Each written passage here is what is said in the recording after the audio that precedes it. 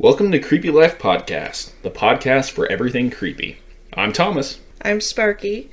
We are two friends who met doing community theater, and pretty quickly we discovered that we are both creepy people. We both like learning about true crime and paranormal things, and we wanted to start a podcast for quite a while now, but because of COVID-19 and quarantining, we have some extra free time, so this is a perfect time for us to start. And typically, we find stories and we share them with each other quite frequently, anytime we find out of anything weird.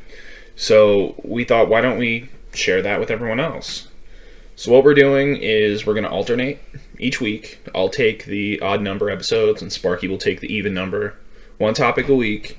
We'll go through the topic and discuss it a little bit. We also wanted to keep it kind of short because sometimes podcasts are really long, and personally I have a really short attention span, so I like to listen to podcasts that are a little bit shorter on one specific topic. We have a ton of topics that we've planned, but we are willing to listen to listener suggestions, or if any of our listeners have stories they want to share with us, we have an email set up for that, and it is creepylifepodcast@gmail.com. So, Thomas, what are you sharing with me today? The Kelly Hopkinsville Encounter. Okay. I don't know very much about this, so I'm excited. The Kelly Hopkinsville Encounter is a name given to a series of connected incidents that allege close encounters with extraterrestrial beings. They were reported in the fall of 1955, with the most famous being centered around the rural farmhouse belonging to the Sutton family. Now, at this house, there were two different families there together, and members of both families reported seeing unidentifiable creatures, as well as neighbors nearby attesting to seeing lights in the sky and hearing strange noises. These events are regarded by ufologists as some of the most significant and well-known cases, as well as well-documented cases, in the history of UFO encounters. Ufologists have even claimed that the U.S. Air Force investigated it, although there's no real evidence that they ever did. So, the Sutton family, there was the mother, who was Jeannie Lankford. She had kids Lonnie, Carlton, and Mary. And then from a previous marriage, she had Elmer Lucky Sutton, whose wife Vera was with him, and John Charlie J.C. Sutton, whose wife Aline was with him. And also, there was Aline's brother, O.P. Baker, as well as a friend, Billy Ray Taylor, and his wife, June. So they were all there on this evening in August of 1955. Now, this farmhouse didn't have any running water, so Billy Ray goes out to the water pump to get a drink at about 7 o'clock at night. And he says that he observed strange lights in the sky to the west, which he believed to be an unusual craft. He described it as disc-shaped and featuring lights that had all the colors of the rainbow. Freaked him out a little bit, so he runs back into the house telling others about the flying saucer he saw, but no one really believes him. They all think that he just saw a shooting star. So about an hour later, at 8 p.m., they start hearing strange noises outside. Their family dog, which was in the yard, began barking really loud, and then hid under the house, where it remained until the very next day. So, going outside with their guns, because, 1950s, Billy Ray and Lucky claimed that they saw a strange creature emerge from the nearby trees. They approached it within about 20 feet, and then they began shooting at it. Like you do. Like you do. They said that there was a noise sounding like bullets that rattled about in a metal drum, and that the creature, they said, flipped over and fled into the darkness. They were pretty sure that they had wounded it, so then they went back into the house for a short while, and then came back outside to look for it, but they saw one creature perched on an awning. They shot at it again, and it was knocked from the roof, and they heard a rattling noise, but the creature seemed to be unharmed. They then went back in the house, and they were obviously disturbed by what they had seen, and within minutes, Lucky's brother, JC, saw the same creature peer into the window. And, naturally, JC and Billy Ray shot at it, breaking the window. Well, yeah, of course, why not? Because that's what you do. Mm-hmm. They said that it flipped over and ran away. The creatures could be heard loudly scurrying about on the roof and scratching as, they were trying to break through. For the next couple hours, they kept hearing what they thought was the creatures approaching the home, either showing up at the doorway or windows, only to be shot at. They weren't ever really sure how many were there, except for at least one sighting where they saw 2 at a time. All other sightings were only 1, although some people did claim that there was as many as 15. Did they ever call the police? We're getting there. Okay. So at one point, the witnesses shot one of the beings at nearly point-blank range, and they insisted that it sounded like the bullets were striking a metal bucket. The creature seemed to be floating, the legs looked atrophied, and they appeared to propel themselves with almost a hip-swaying motion. They're Shakira. Okay, let's go with that. Sorry. Mrs. Langford, the mom, she wanted to put an end to this, noting that the creatures didn't seem to be wanting to hurt anyone, and they hadn't actually come into the house. So, after all these appearances, the family tried to calm the children down because naturally they were freaking out. And at about 11 p.m., they decided that they had had enough. They get into the cars and they drive about 30 minutes away to the Hopkinsville police station. They talked to Police Chief Russell Greenwell, who judged that the witnesses were frightened beyond reason and that they weren't the sort of people that would run to the cops or if something frightened them. A police officer with medical training determined that Billy Ray's pulse rate was more than 2 times as fast as usual. Oof. Yeah, I think he was a little frightened. No. About 20 police officers went with the Suttons back to the farmhouse. They entered to assess damage. You know, there was broken windows, signs of gunfire, but no one seemed insane or to be under the influence of drugs or alcohol. Police then interviewed neighbors who were distressed. They reported strange lights, strange sounds, hearing the gun battle. It's the War of 1812. Yeah, it's the War of 1812 in 1955. I didn't remember what year it was, so I just decided to put that in there. You're welcome. Well, thank you. Police and photographers who visited the home saw bullet holes, hundreds of spent shells, and they discovered a strange luminous patch along a fence where they claimed one of the beings had been shot. It was kind of a green light, but they were never able to determine what it was. Investigators did conclude that the people were sane and that they had no interest in exploiting the case for publicity. Although the patch was photographed, it was never collected and had mysteriously disappeared by noon the next day. Police left early, about 2:15 in the morning, and not long afterward, witnesses claimed that the creatures had returned. Of course, they fired at them again, ruining yet another window, is what I could find when I looked it up. And the last of the creatures was sighted just before dawn at about 4:45 a.m. on August 22nd and was never seen again. You know, this reminds me of... What's that? Have you ever played Majora's Mask? Very little of it.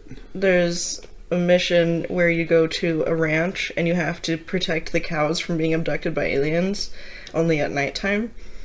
So it's like... That actually sounds kind of fun. It's horrifying. It gave me nightmares as a child because I was super afraid of UFOs. Oh, anyway, continue your story.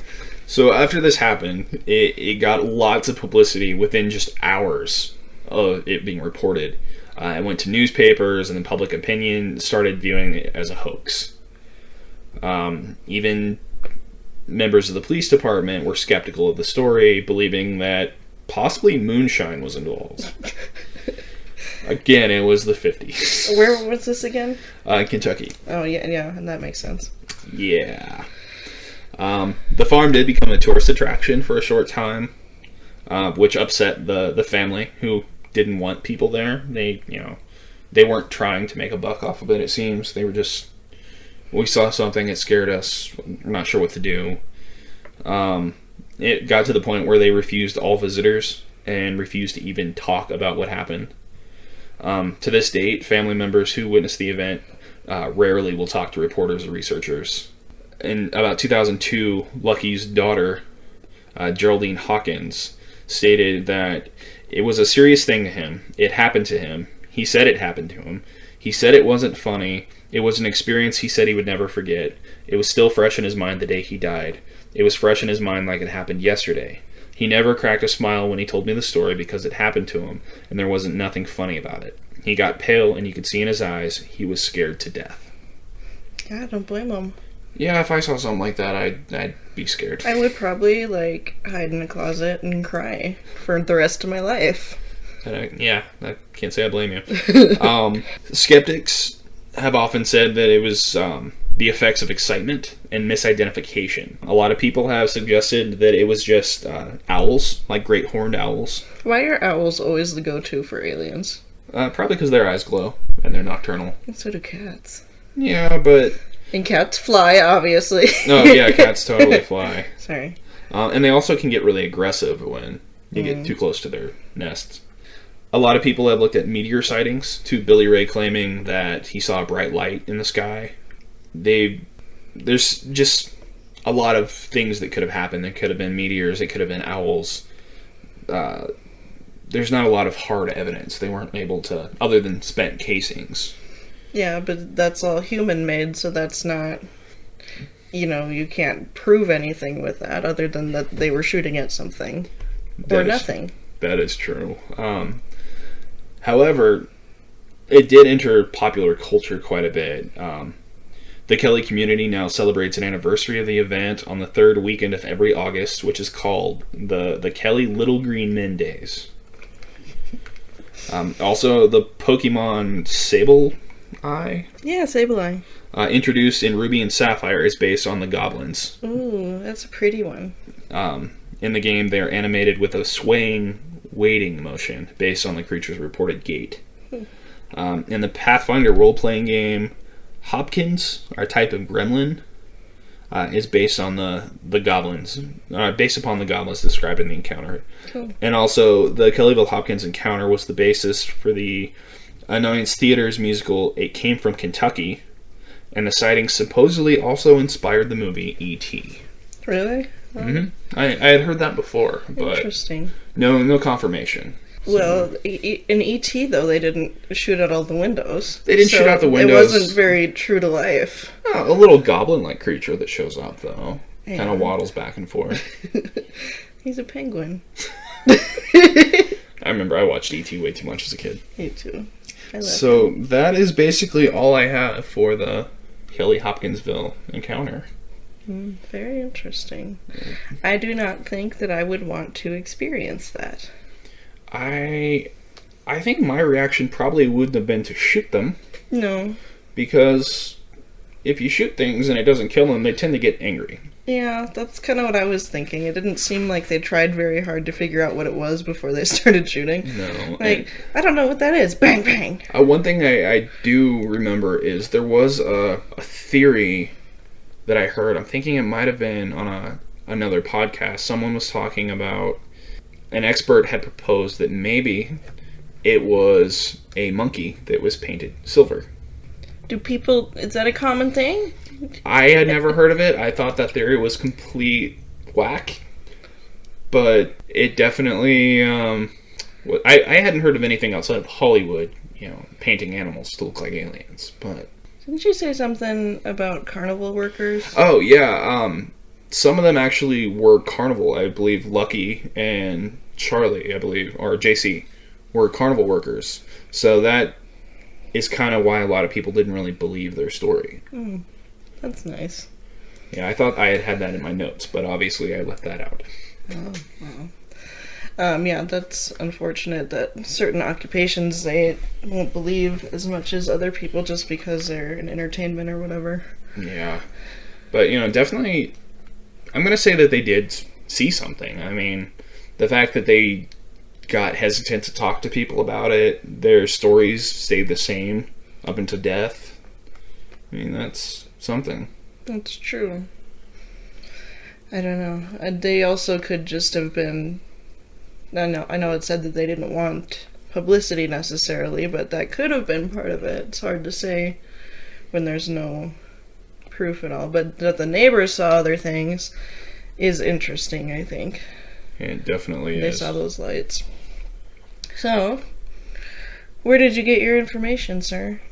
I got my information from the Mothman Wikipedia, History.com, and Cryptids Wiki. Cool. And I know this is something that you've kind of known about for forever, too, so... Yeah, there was a time I tried to write a film inspired by this. One of your many films. I thought it'd be simple. Isolated location, you'd have minimal actors. That's true. Don't have to show the creature as much, you know. That's true. I think it would be a really good horror film. Or even just a suspenseful. Yeah. I always say horror because everything is scary to me, but yeah, suspense works too.